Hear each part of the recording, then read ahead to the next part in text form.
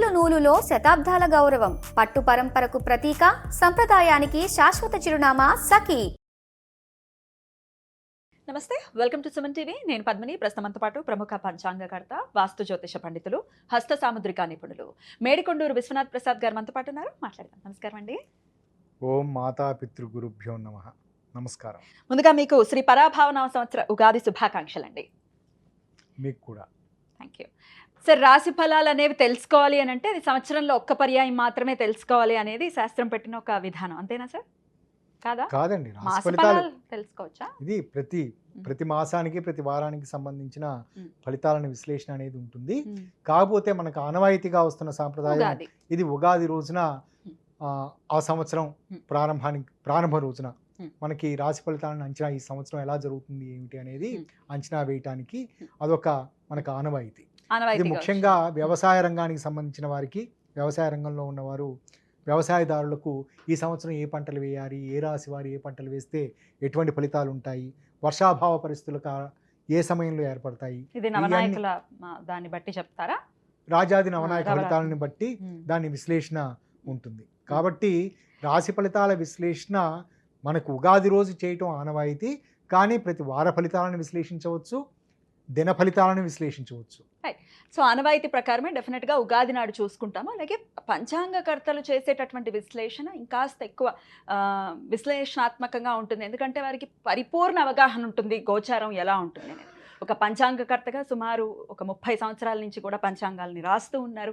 So you are the right person. అలాగే స్వానుభవాలు చెప్పచ్చో చెప్పకూడదో నాకు తెలియదు, కానీ నన్ను అడుగుతూ ఉంటారు కాబట్టి నేను ఈ మాటని మెన్షన్ చేస్తున్నాను. నేను ఇలా ఆస్ట్రాలజర్స్ని ఇన్వైట్ చేయడం కానీ, ఇంటర్వ్యూస్ చేయడం కానీ, లేకపోతే ఆధ్యాత్మికవేత్తలతో మాట్లాడటం కానీ చేస్తూ ఉన్నాను సుమారు ఒక 3-4 ఏళ్ల నుంచి. సో నన్ను అడుగుతూ ఉంటారు మీరెవరిని ఫాలో చేస్తారు అని. సో నేను ఫాలో చేసేది ఆయన ఒక్కరిని మాత్రమే. విశ్వనాథ్ గారు అంటే గన్ షాట్, ఇంకా అందులో తిరుగులేదు. ఆయన ప్రొడిక్షన్స్ అందించారు అని అంటే ఇంక తిరుగులేదు. నాకు సుమారు 10 ఏళ్ల నుంచి అనుబంధం ఉంది ఆయనతోటి. Sir thank you so very much. ఇదివరకు రోజుల్లో జెమినీ టీవీలో ప్రత్యేకంగా మీరు ఈ రాశి ఫలితాలని చాలా విస్తృతంగా అందించేవారు. మీకు బోల్డ్ అంత ఫ్యాన్ ఫాలోయింగ్ ఉండేది.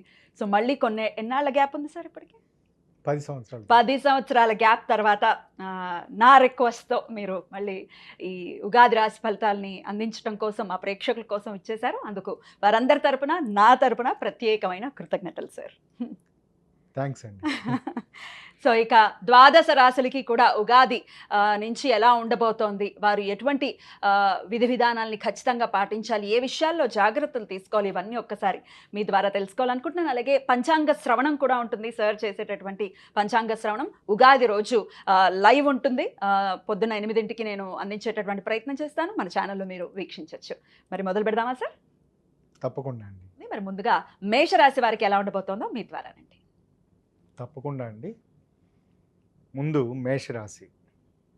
ఈ రాశి వారికి ఆదాయం 11, వ్యయం 5, రాజపూజ్యం 2, అవమానం 4.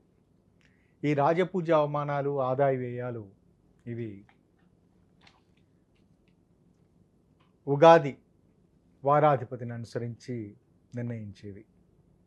కొంతలో కొంతవరకు, అంటే ఇంచుమించు ఒక 50% వరకు దీన్ని మనం పరిగణలోకి తీసుకోవచ్చు. పరిపూర్ణంగా అర్థం 11, ఆదాయం 11 అంటే ఖచ్చితంగా చాలా డబ్బులు వస్తాయి అని, వ్యయం అంటే సగమే ఖర్చు, 5 అంటే సగమే ఖర్చు అవుతాయని అర్థం చేసుకోకర్లేదు. ఆదాయం చక్కగా ఉంటుంది అని అర్థం.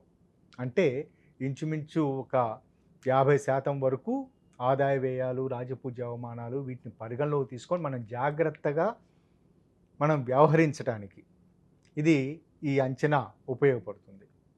ఈ మేషరాశి వారికి ముఖ్యంగా 12వ స్థానంలో శని సంచరిస్తూ ఉండటం, తృతీయ, చతుర్థ, పంచమ భావాల్లో గురువు సంచరిస్తూ ఉండటం, అంటే గురువు అతిచారంలో ఉండి శని ఏళ్ళనాటి శని నడుస్తూ ఉండటం ఈ రాశి వారిని ఎక్కువగా ప్రభావితం చేసే అంశాలు. అందుచేత ఈ రాశి వారికి చాలా మిశ్రమ ఫలితాలు ఉంటాయి. ముఖ్యంగా వారు ప్రతి విషయంలోనూ చాలా జాగ్రత్తగా ఆలోచించి నిర్ణయాలు తీసుకోవటం మంచిది. కుటుంబపరమైన వ్యవహారాలలో ఇతరుల జోక్యం కారణం చేత, లేదా అనుకోని విధంగా పెద్దలు, కుటుంబంలో వయసులో పెద్దవారి నుండి అందే సలహాలను పాటించకపోవటం, తమ స్వంత నిర్ణయాలకు విపరీతమైన ప్రాధాన్యత అహంకారంతో ఇవ్వటం, వీటి కారణాల చేత తరచూ వీరు ఇబ్బందులు ఎదుర్కొనే అవకాశాలు ఉంటాయి. ముఖ్యంగా ఈ రాశి విద్యార్థులకు ఏకాగ్రతా లోపాలు ఎదురయ్యే అవకాశాలు ఉంటాయి. సహాధ్యాయుల నుంచి లేదా వారి ఉపాధ్యాయులు, అధ్యాపకుల నుండి వీరికి కొంత అనుకూలమైన సమాచారం లభిస్తున్నప్పటికీ నిర్లక్ష్య ధోరణి కారణం చేత వాటిని వీరు పరిగణలోకి తీసుకోపోవటం, తద్వారా వారికి పరీక్షలలో ఇబ్బందికర సన్నివేశాలు ఎదురయ్యే స్థితులు ఉంటాయి. పోటీ పరీక్షల్లో పాల్గొంటున్న వారు ఎంతో జాగ్రత్తగా వ్యవహరించటం మంచిది. వారు ముఖ్యంగా ప్రిపేర్ అయ్యే సన్నివేశాలలో ఏకాగ్రతా లోపాలు, వేరే విషయాల పట్ల ఆకర్షితులు కావటం, ప్రణాళికాబద్ధంగా వారు ఉండకపోవటం, ఈ కారణాల చేత ఇబ్బందికర సన్నివేశాలు ఎదురయ్యే అవకాశాలు ఉండవచ్చు.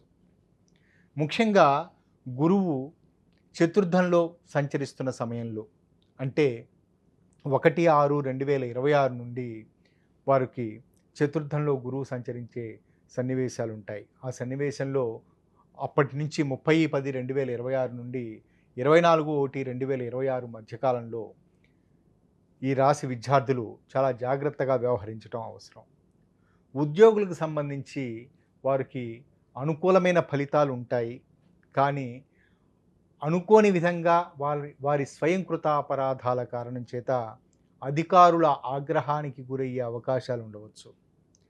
కోరుకున్న చోట బదిలీలకు సంబంధించి ప్రయత్నాలు చేయటానికి ఈ రాశి వారికి ముఖ్యంగా 1/6/2026 నుంచి 30/10/2026 మధ్యకాలంలో అనుకూలమైన ఫలితాలు ఉంటాయి. నూతనంగా ఉద్యోగ ప్రయత్నాలు చేయటానికి ప్రైవేట్ రంగానికి సంబంధించిన వారు, సాఫ్ట్వేర్ రంగానికి సంబంధించిన వారికి ఈ సంవత్సరం చాలా అనుకూలంగా ఉంటుంది. ముఖ్యంగా సాఫ్ట్వేర్ రంగానికి సంబంధించి, కంప్యూటర్ రంగానికి సంబంధించి, లేదా ఇన్ఫర్మేషన్ టెక్నాలజీ అండ్ ఈ ఎంటర్టైన్మెంట్ రంగాలకు సంబంధించిన వారికి ఈ సంవత్సరం చాలా అనుకూలంగా ఉంటుంది. గతంలో ఎంతో కాలంగా వారు ఎదురు చూస్తున్న ముఖ్యమైన అవకాశాలు అందుబాటులోకి వస్తాయి. వ్యాపారస్తులకు సంబంధించి ఈ సంవత్సరం అంత అనుకూలంగా ఉండే అవకాశం ఉండదు. ముఖ్యంగా షేర్ మార్కెటింగ్ రంగానికి సంబంధించి, పెట్టుబడుల వ్యవహారానికి సంబంధించి వీరు చాలా జాగ్రత్తగా వ్యవహరించడం మంచిది. ముఖ్యంగా గురువు తృతీయ స్థానంలో 1/6/2026 ఆ సమయం వరకు ఉంటాడు కాబట్టి, అంటే మిథున రాశిలో సంచరిస్తూ ఉంటాడు కాబట్టి, ఆ సమయంలో అంతవరకు వీరు చాలా జాగ్రత్తగా వారి పెట్టుబడులు పెట్టే విషయంలో జాగ్రత్తగా వ్యవహరించడం మంచిది. నూతన స్థిరాస్తి కొనుగోలుకు సంబంధించిన విషయాలలో ఈ రాశి వ్యాపారస్తులకు కొంత ఇబ్బందికర సన్నివేశాలు ఎదురయ్యే అవకాశాలు ఉంటాయి. ముఖ్యంగా దస్తావేజులు, నూతన పత్రాల మీద సంతకాలు చేసే విషయంలో జాగ్రత్తగా వ్యవహరించడం మంచిది. ఈ రాశి స్త్రీలకు ఈ సంవత్సరం చాలా అనుకూలంగా ఉంటుందని చెప్పవచ్చు. ముఖ్యంగా నూతన ఉపాధి అవకాశాల గురించి ప్రయత్నాలు చేస్తున్న స్త్రీలకు ఈ సంవత్సరం ముఖ్యమైన అవకాశాలు తటస్థపడతాయి, అవి స్థిరపడతాయి. పోటీ పరీక్షల్లో వీరికి అనుకూలమైన ఫలితాలు ఉంటాయి. కానీ వివాహ సంబంధిత విషయాలలో వీరు చాలా జాగ్రత్తగా వ్యవహరించడం మంచిది. తొందరపాటు నిర్ణయాల కారణం చేత లేదా మరే ఇతర వ్యక్తుల నుంచి అందే సలహాలను పాటించటం కారణం చేత వివాహ జాప్యతలు చోటు చేసుకునే అవకాశం ఉండవచ్చు. ప్రేమ, స్నేహం వంటి విషయాదులు ఈ రాశి వారికి, ముఖ్యంగా స్త్రీలకు ఈ సంవత్సరం అనుకూలం కాదు. భావోద్వేగాలకు సంబంధించిన విషయాలలో జాగ్రత్తగా వ్యవహరించడం మంచిది. ఇక గోచార సంచార విషయాల గురించి మనం పరిగణలోకి తీసుకున్నప్పుడు, గురువు మిథున రాశిలో 1/6/2026 వరకు తృతీయ స్థానంలో ఉండటం, ఆ సమయంలో మూర్తిత్వాలను పరిగణలోకి తీసుకున్నప్పుడు తామ్రమూర్తిగా ఉండటం కారణం చేత ఈ సమయంలో మిశ్రమ ఫలితాలు ఉంటాయి. కాబట్టి ముఖ్యంగా కుటుంబపరమైన వ్యవహారాల్లో ఈ రాశి వారు జాగ్రత్తగా వ్యవహరించడం మంచిది. ఆర్థిక లావాదేవీలు వీరికి అనుకూలం కాదు. ఆ తదుపరి చతుర్థ స్థానంలో 1/6/2026 నుంచి 30/10/2026 వరకు రజితమూర్తిగా గురువు ఉంటాడు. ఈ సమయంలో కుటుంబపరమైన వ్యవహారాలలో కొంత అనుకూలతలు ఉండే అవకాశాలు ఉంటాయి. ప్రేమ స్నేహం వంటి విషయాలు అనుకూల విధంగా అంకురార్పణ జరిగే పరిస్థితులు, నూతన వ్యక్తుల పరిచయాలు ఏర్పడతాయి. కానీ వీరు తమ స్వంత ఆలోచనలకు ప్రాధాన్యత ఇవ్వటం మంచిది. ఇదే సమయంలో సినిమా, టీవీ, మీడియా రంగాలకు సంబంధించిన వారికి మంచి ఉన్నతి లభిస్తుంది. వ్యవసాయ రంగానికి సంబంధించిన వారికి చాలా అనుకూలమైన ఫలితాలు ఉంటాయి. ముఖ్యంగా వారికి ఎంతో కాలంగా ఎదురు చూస్తున్న ఆర్థికపరమైన బకాయిలు చేతికందే పరిస్థితులు ఉంటాయి. ఆ తదుపరి 30/10/2026 నుంచి జనవరి 24, 2027 అంతవరకు పంచమ స్థానంలో అంటే సింహరాశిలో గురువు సంచరిస్తూ ఉంటాడు. అది తామ్రమూర్తిగా సంచరిస్తూ ఉంటాడు. ఈ సమయంలో ఈ రాశి విద్యార్థులు చాలా జాగ్రత్తగా వ్యవహరించడం మంచిది. స్త్రీలకు సంబంధించి ముఖ్యంగా సంతానార్థులకు ఆ సమయంలో అనుకూలమైన ఫలితాలు ఉంటాయి. ఎంతో కాలంగా ఎదురు చూస్తున్న గర్భధారణకు సంబంధించిన విషయాలలో వైద్యుల సలహాల మేరకు శుభవార్తా శ్రవణాలు ఉంటాయి. వివాహ ప్రయత్నాల విషయాలలో జాగ్రత్తగా వ్యవహరించడం మంచిది. ఆ తదుపరి జనవరి 24, 2027 నుండి సంవత్సరం పొడవునా మరలా గురువు చతుర్థ స్థానంలో సంచరిస్తూ అంటే కర్కాటక రాశిలో సంచరిస్తున్న కారణం చేత ఆ సమయంలో రజితమూర్తిత్వాన్ని కలిగి ఉంటాడు. కాబట్టి ఆ సమయంలో మరలా కుటుంబపరమైన విషయాల్లో జాగ్రత్తగా ఉండటం అవసరం. ఆరోగ్యానికి సంబంధించి ఈ రాశి వారికి ఊపిరితిత్తులకు సంబంధించిన చిన్న చిన్న సమస్యలు ఎదురయ్యే అవకాశాలు, శ్వాసకోశ వ్యాధులు ఏర్పడే అవకాశాలు ఉంటాయి. వారు భయపడకుండా సరైన సమయానికి వైద్య సలహాలు తీసుకోవటం మంచిది. ఇక నక్షత్రాల వారిగా చూసుకున్నప్పుడు అశ్విని నక్షత్రం వారికి అలంకార ప్రాప్తి అంటే ఈ సంవత్సరం అశ్విని నక్షత్రం వారికి అనుకోని విధంగా నూతన ఆభరణాలు కొనుగోలు చేసుకునే అవకాశాలు లేదా నూతన వస్త్రాలు లభించటం అటువంటి పరిస్థితి ఉంటుంది. అంతేకాకుండా అశ్విని నక్షత్రం వారికి ఈ సంవత్సరం నూతన ఉపాధి అవకాశాలు లభించే అవకాశాలు ఉంటాయి. అందుకు సంబంధించి ప్రయత్నాలు చేసుకోవటానికి చాలా అనుకూలం. ఇదే సమయంలో మనం కందాయ ఫలాలను తీసుకుంటున్నప్పుడు కందాయ ఫలాలంటే మొదటి అంటే 3 రకాలుగా 3 సమభాగాలుగా 12 నెలలకు 3 సమభాగాలు చేస్తే మొదటి 4 నెలలకు ఒక భావం, తదుపరి 4 నెలలకు ఒక భావం, చివరి 4 నెలలకు ఒక భాగం. ఇందులో 0 అని వచ్చినప్పుడు ఆ నెలల్లో శూన్య ఫలితాలు ఉంటాయని, బేసి సంఖ్య వచ్చినప్పుడు మామూలు ఫలితాలు ఉంటాయని, సరి సంఖ్య ఉన్నప్పుడు ఉన్నత ఫలితాలు ఉంటాయని అర్థం చేసుకోవాలి. ఇందులో అశ్విని నక్షత్రానికి కందాయ ఫలాలలో 4, 2, 1 అంటే సరి సంఖ్య మొదటి 4 నెలలు. ఈ సంవత్సరం అధిక మాసం జ్యేష్ఠ మాసం అయింది కాబట్టి మనం ఈ మాసాలను లెక్కించే విధానం మన పద్ధతిలోనే ఈ చాంద్రమాన పద్ధతుల్లోనే లెక్కించాలి. కానీ మనం మార్చి, ఏప్రిల్, మే అని కాదు. ఆ విధంగా చూసుకున్నప్పుడు చైత్రం, వైశాఖం, జ్యేష్టం, ఆషాఢం, అధిక జ్యేష్టం, నిజ జ్యేష్టం, అధిక జ్యేష్టం, నిజ జ్యేష్టం కూడా ఆషాఢం, అప్పుడు 5 నెలలు అవుతాయి. కాబట్టి మొదటి 4 నెలలు అని అంచనా వేసుకుంటున్నప్పుడు ఈ సంవత్సరం మటుకు జ్యేష్ఠ మాసం, అధిక జ్యేష్ఠ మాసం, నిజ జ్యేష్ఠ మాసం, ఆషాఢ మాసం. ఆషాఢ మాసం కూడా కలిపా మరి 4 నెలలు అవుతాయి కదా. అందుచేత ఈ ఆషాఢ మాసం వరకు వారికి అశ్విని నక్షత్రం వారికి అనుకూలమైన ఫలితాలు ఉంటాయి.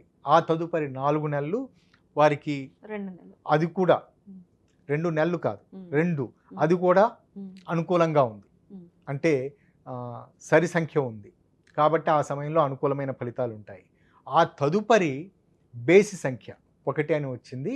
ఆ సమయంలో కొంత ఇబ్బందికర సన్నివేశాలు ఉండే అవకాశాలు ఉంటాయి.